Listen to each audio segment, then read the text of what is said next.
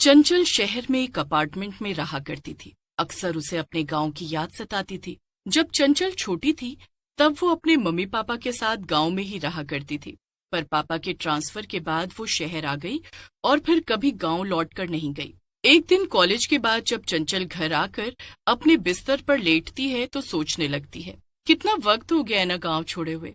तब मैं कितनी छोटी सी थी, कितना मजा आता था वहां, कितनी सारी खट्टी मीठी यादें हैं गांव की। पर अब क्या, अब तो जिंदगी में बस यही शहर का शोर रह गया है। चंचल खुद से बातें कर ही रही थी कि तभी उसे एक आवाज सुनाई देती है, कबाड़ी वाले, कबाड़ी वाले। अरे ये ऐसे कबाड़ी वाले की आवाज तो हमारे गांव वाले कबाड़ी भैया के जैसी लग रही है। पर यहाँ शहर में कौन सा कबाड़ी वाला आ गया? यहाँ पर तो सभी लोग ट्रक से कचरा फेंकवाते हैं।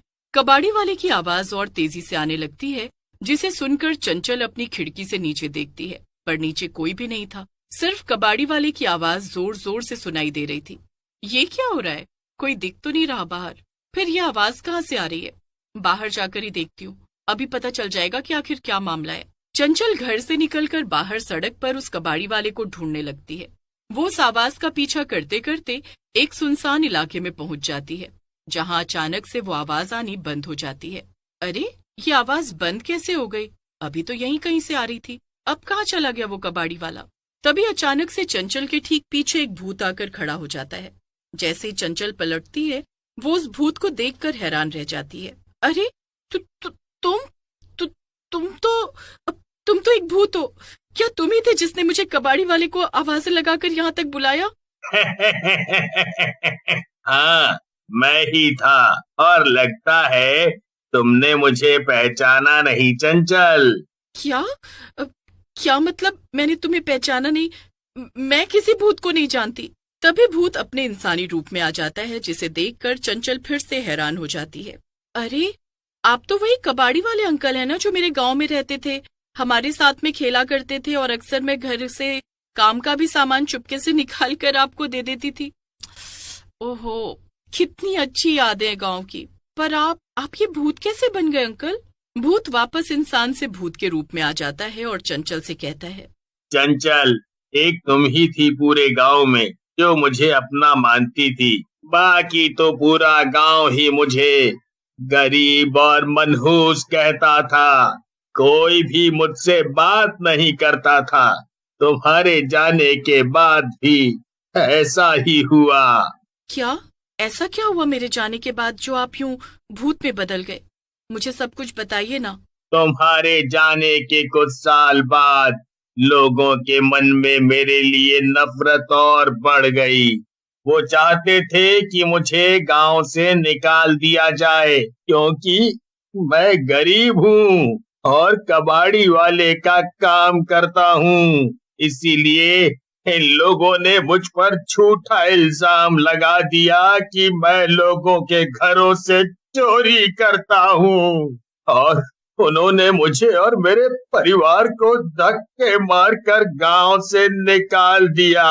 मेरा पूरा परिवार जब भूख प्यास से तड़प रहा था, तब मैं गांव में वापस गया कुछ खाना मांगने, पर उन लोगों ने मुझे बहुत पीटा, जिससे मेरी मौत हो गई। उधर मेरा पूरा परिवार भी भूख प्यास की वजह से मर गया। क्या इतना सब हो गया? पर गांव वालों ने आखिर ऐसा क्यों किया? मुझे तो कुछ समझ नहीं आ रहा। जब मैं छोटी थी तब तो ऐसा नहीं था। आपके साथ तो सच में बहुत बुरा हुआ अंकल। तुम मेरी आखिरी उम्मीद हो चंचल। मैं चाहता हूँ तुम मेरे साथ चलो और उन गांव वालों से मेरी और मेरे परिवार की मौत का बदला लेने में मदद करो।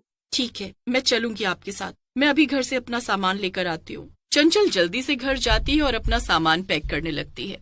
अरे ये तुम कहाँ के लिए सामान बांध रही हो चंचल? मम्मी, मुझे एक कॉलेज ट्रिप पर जाना है 2 दिन के लिए, उसी के लिए सामान पैक कर रही थी। अच्छा ठीक है बेटा, अपना ध्यान रखना और मुझे फोन करते रहना। चंचल भूत के साथ गांव जाने के लिए निकल जाती है। चंचल, गांव वालों को पता था कि मैं एक भूत बन गया हूँ और उनसे बदला लेना चाहता हूँ। इसीलिए उन्होंने एक तांत्रिक को बुलवाकर गांव के मंदिर में एक पवित्र धागा बांध दिया। जिससे मैं अंदर नहीं जा सकता हूँ। तुम अंदर गांव में जाकर उस धागे को खोल देना, फिर मैं अंदर आ जाऊँ। अच्छा, तो मुझे बस इतना करना है? ठीक है, आप बिल्कुल भी फिक्र मत करिए अंकल, मैं आपकी मदद जरूर करूंगी। गांव पहुंचते ही सबसे पहले चंचल गांव के मंदिर में जाकर वो धागा खोल देती है। तभी उसे मंदिर के बाहर सरपंच दिखते हैं। वो काफी बूढ़े हो गए थे। अरे चंचल बिटिया, क्या ये तुम ही हो? तुम तो पहचान में ही नहीं आ रही बिल्कुल। हाँ, मैं ही हूँ। गांव काफी बदल गया है सरपंच जी। वैसे वो कबाड़ी वाले अंकल का घर तो खाली पड़ा है, दिख नहीं रहे कहीं वो। अरे वो, दरअसल तुम जानती नहीं चंचल, तुम्हारे जाने के बाद यहाँ बहुत कुछ हुआ। वो कबाड़ी वाला आदमी अच्छा नहीं था, वो सिर्फ अच्छा बनने का नाटक करता था। क्या नाम था उसका? हाँ, बिरजू। बिरजू गांव वालों से नफरत करता था और गांव पर राज करना चाहता था।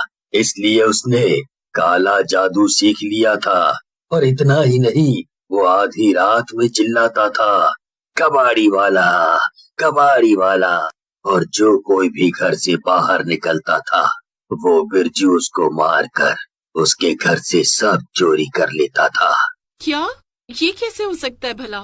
फिर उसके परिवार का क्या? उनका क्या हुआ? परिवार? उसका कोई परिवार नहीं था। वो तो यहाँ पर अकेले रहता था। उस भयंकर कबाड़ी वाले भूत को गांव से दूर रखने के लिए ही हमने ये काला धागा बांधा इस मंदिर में। पर तभी सरपंच की नजर मंदिर पर पड़ती है। ये सब सुनकर चंचल रोने लगती है और रोते रोते सारी बात सरपंच को बता देती है। कोई बात नहीं बेटा, इसमें तुम्हारी कोई गलती नहीं। उसने तुम्हें अपने जाल में फंसाया। अब हमें किसी भी तरह उसे रोकना ही पड़ेगा। वो भूतिया कबाड़ी वाला सिर्फ रात में ही निकलता है। ठीक है सरपंच जी, मैंने ये गलती की है, इसलिए इसे सुधारने में मैं आप सबकी मदद करूंगी। चंचल और सरपंच जी मिलकर कोई तरीका सोचने लगते हैं। तभी चंचल को एक आइडिया आता है। वो सरपंच जी के कान में सारा आइडिया बता देती है। हाँ तो फिर ठीक है, सबसे पहले हमें सभी गांव वालों को आगाह करना होगा कि कबाड़ी वाले की आवाज सुनकर रात में कोई भी बाहर न निकले। चंचल और सरपंच अपने अपने काम में लग जाते हैं। रात होते ही भूतिया कबाड़ी वाला लोगों के घर के बाहर आवाज लगाने लगता है, पर पूरे गांव में से कोई भी अपने घरों से बाहर नहीं निकल रहा था। तभी भूत के सामने एक घर से निकलकर चंचल आ जाती है। मैंने तुम पर भरोसा किया था और तुमने मेरा भरोसा तोड़ दिया, पर अब तुम्हें सभी गांव वालों को और मुझे सताने की सजा जरूर मिलेगी, समझे तुम? तभी पीछे से सरपंच कबाड़ी वाले के पास रखे हुए कबाड़ में आग लगा देता है। ये क्या किया तुमने? मेरा सारा कबाड़ जला दिया। पर तुम्हें क्या लगता है इससे तुम मुझे मार सकोगे? बिल्कुल नहीं। मेरी शक्ति इस कबाड़ में नहीं बल्कि मेरी आवाज में है। ओहो, तो शुक्रिया हमें ये बताने के लिए कि तुम्हारी शक्ति तुम्हारी आवाज में है। अब हम तुम्हें आसानी से हरा सकेंगे, क्यों सरपंच जी? पर भूत ये सब सुनकर कुछ समझ नहीं पाता। उसे लग रहा था कि ये इंसान उसका क्या ही बिगाड़ पाएंगे। बस, अब बहुत हो गया। अब मुझे भूख लग रही है। इतना बोलकर भूत सरपंच को पकड़ लेता है और उसे धक्का देकर जमीन पर गिरा देता है। जैसे ही भूत सरपंच को मारकर खाने ही जा रहा था, इतने में चंचल जल्दी से एक चाकू उठाती है और भूत के गले पर वार कर देती है, जिससे भूत की आवाज चली जाती है। तुमने खुद ही हमें अपनी कमजोरी बता दी, तुम्हारा बहुत बहुत धन्यवाद। अब तुम्हारा इस गांव में समय खत्म हुआ। आवाज जाते ही भूतिया कबाड़ी वाला भी जलकर राख हो जाता है। चंचल जल्दी से सरपंच को उठने में मदद करती है। उठिए सरपंच जी, अब वो भूत जा चुका है, अब वो कभी लौट कर नहीं आएगा। धन्यवाद चंचल, तुमने सभी गांव वालों की जान बचा ली। तुम ना आती तो हम सबको हमेशा उस भूत के खौफ में जीना पड़ता। हमने उसे गांव से तो भगा दिया था, लेकिन हम सब उसके खौफ में ही जी रहे थे। ये तो मेरा फर्ज था सरपंच जी, मुझे नहीं पता था कि मुझे इस तरह से गांव वापस आने को मिलेगा। पर कोई नहीं, मैं जल्द ही वापस आऊंगी, फिर हम लोग खूब मजे करेंगे। हाँ बिल्कुल चंचल, फिर हम सब तुम्हारा अच्छे से स्वागत करेंगे। इसके बाद चंचल वापस शहर चली जाती है और गांव वाले भी खुशी खुशी रहने लगते हैं।